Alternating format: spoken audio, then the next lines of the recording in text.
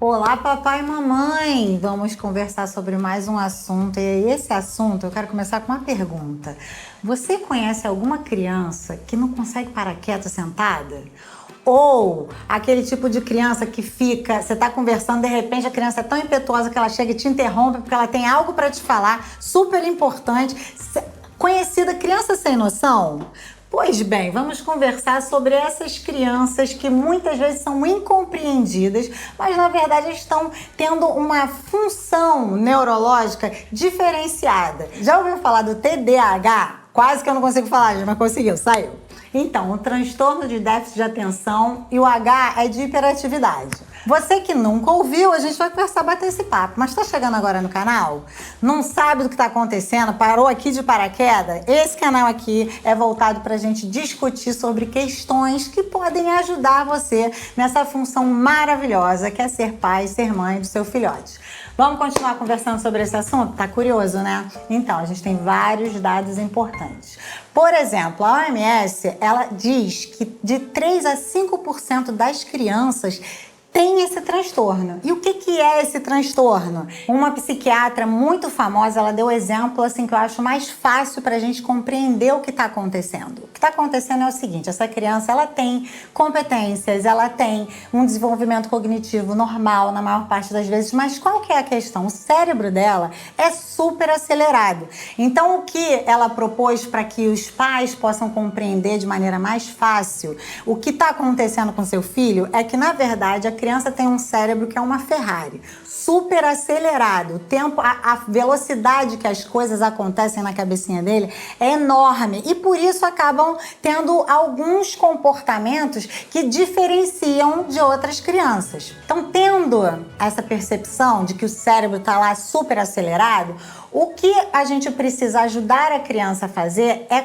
controlar essa velocidade. Como, mama? Aí os especialistas vão ser as melhores pessoas para te orientar. E eu não quero de maneira nenhuma com esse programa estar estimulando você a fazer um autodiagnóstico. Não existe isso. A gente precisa levar os nossos filhos que têm características que se aproximam ou que possam fazer com que você tire a conclusão de que seu filho pode ter esse transtorno. É importante a gente levar profissionais para que eles possam diagnosticar e a partir desse diagnóstico começarem um tratamento individualizado dentro do perfil de TDAH que o seu filho tem. Os profissionais, normalmente, eles organizam o TDAH em 3 tipos. O primeiro é o desatento, o segundo é o impulsivo ou o hiperativo e o terceiro é o combinado, ou seja, está combinado os 2 primeiros nesse caso. E outra coisa que normalmente eles utilizam também para organizar o perfil do paciente é o grau de intensidade do transtorno. Pode ser moderado, pode ser leve ou ele pode ser acentuado ou grave. Ok, mama, diante do que você está falando, levei no médico e foi diagnosticado que de fato meu filho tem esse transtorno. O que eu faço agora? Primeira coisa, fica tranquilo, porque se ele já está com um diagnóstico e você já está observando que existe essa necessidade de um cuidado especial, obviamente que o quadro só tem a melhorar. O que eu acho fundamental, e agora eu quero dar um conselho pessoal, é que a gente precisa encontrar um profissional em que a gente confie. Não é o médico da minha amiga, é o médico que vai ser o meu médico. Eu vou confiar a ele o destino do tratamento do meu filho. Então tem que ser uma pessoa que eu vou...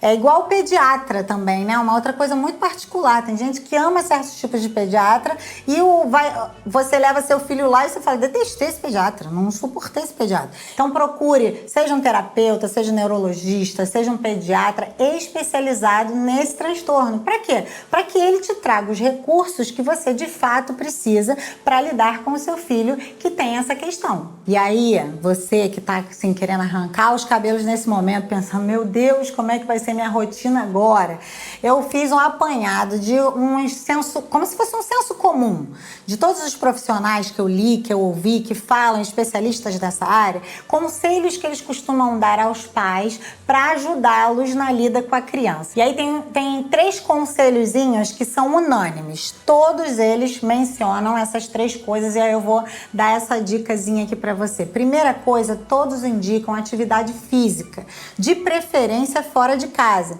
Então vai praticar um esporte, né? Vai correr na rua, vai andar de bicicleta na pracinha, pelo menos 40 minutos diariamente. Por quê? Porque essa criança precisa desse movimento, ela precisa de ter esse tempo de atividade física que vai ajudá-la a regular-se emocionalmente. Segunda coisa é reduzir, de preferência eliminar a exposição a eletrônicos. Por quê? Pensa que se o cérebro já é super ativado, você trazer eletrônicos, os eletrônicos eles têm esse poder de hiperestimular. Então a gente tem que, na verdade, reduzir a estimulação. E os eletrônicos eles vão potencializar essa estimulação. Então a redução e, assim, melhor dos cenários seria a aniquilação dos eletrônicos, ajudaria absurdamente no desenvolvimento dessa criança. E o terceiro conselho é a criança ter uma atividade funcional, ou seja, envolver a criança numa atividade que ela tenha condições de cumprir.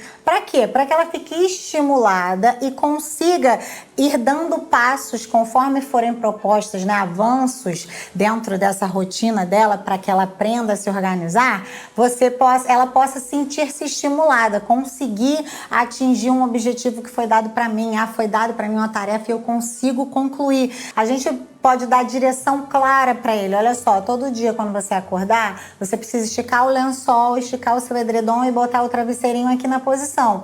É uma coisa que ele vai conseguir concluir, vai se sentir satisfeito de ter concluído e vai ter essa questão funcional acontecendo.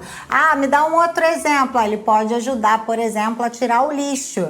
Pega o lixinho lá do banheiro para a mamãe que eu vou levar o lixo lá para fora, filho. Ele vai ter condições de fazer isso, vai estar ajudando, se sentindo funcional, né, dentro da organização da casa, da função da casa, e não se sentindo frustrado, porque é algo que ele tem condições de ir fazendo. Então, para encerrar, e você ficar com aquele gostinho, porque ainda tem mais programa para a gente conversar sobre isso, eu quero dar uma última dica que eu achei fantástica, vendo uma terapeuta explicando como que ela propõe para os pais eles começarem a aproximação com as crianças. E ela falou o seguinte: essas crianças, elas precisam de script. Então faz um script para eles todo dia à noite de como vai ser o dia seguinte deles, para que eles tenham condições de desenhar e saber para onde eles têm que olhar quando eles ficarem naquele momento com a cabeça perdida, não sei para onde que eu vou, o que eu tenho que fazer agora. Eles têm lá desenhadinho, pontuado para eles qual é a rotina deles do dia seguinte. Fica mais fácil deles aprenderem a se organizarem diariamente e terem pontos para seguir, não ficarem à mercê da aceleração da cabecinha deles. Gostou do programa? Então agora aquele momento que você dá aquele super like, faz aquele comentário bacana e envia esse vídeo para todo mundo que você conhece, ou aquela sua amiga que, né, você percebe que a criança tá começando a ter esses traços, mas ela ainda não identificou. Agora é o momento. E você que quer continuar ouvindo sobre esse assunto, aguarda, porque domingo que vem a gente vai continuar conversando sobre TDAH nas crianças.